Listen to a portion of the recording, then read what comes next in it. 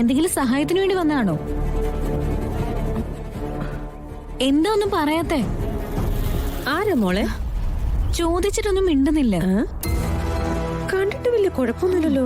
ഓ, വലിയ വലിയ വീടൊക്കെ കാണുമ്പോഴേ കേറി കൈനീട്ടുന്നേ ഒരു രസമാണല്ലോ അല്ലേ?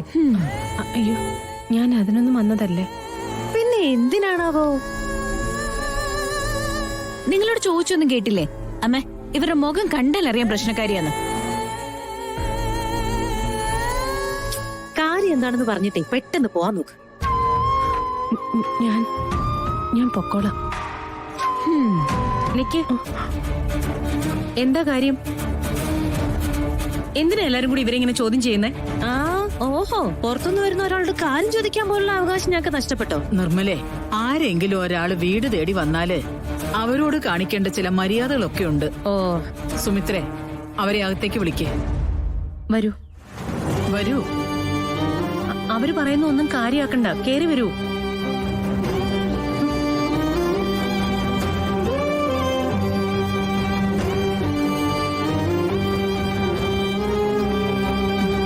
ഇരിക്കൂ.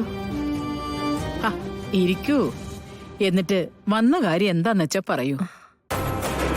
അത് ഇപ്പൊ ഇവിടേക്ക് വന്ന ചെറുപ്പക്കാരനില്ലേ, കണ്ടപ്പോ എന്റെ മോളെ കല്യാണം കഴിക്കാൻ പോകുന്ന ആളെ പോലെ തോന്നി.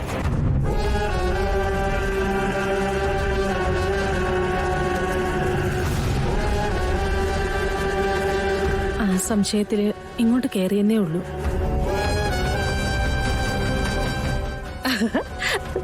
സ്വന്തം മോളെ കല്യാണം കഴിക്കാൻ പോകുന്ന ആളെ കണ്ടാ നിങ്ങക്ക് അറിയില്ലേ?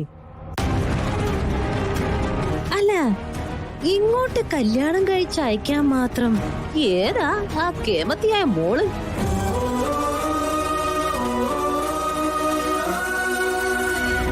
ഇവരുടെ നിപ്പും ഭാവം കണ്ടപ്പോഴേ ഞാൻ പറഞ്ഞതല്ലേ കുഴപ്പക്കാരിയാണെന്ന്.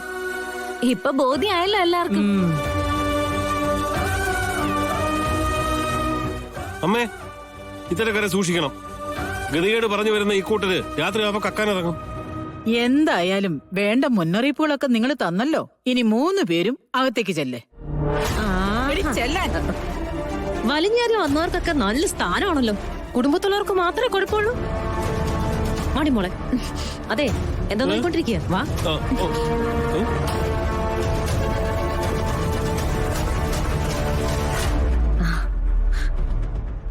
അവര് പറയുന്ന ഒന്നും കാര്യമാക്കണ്ട കേട്ടോ.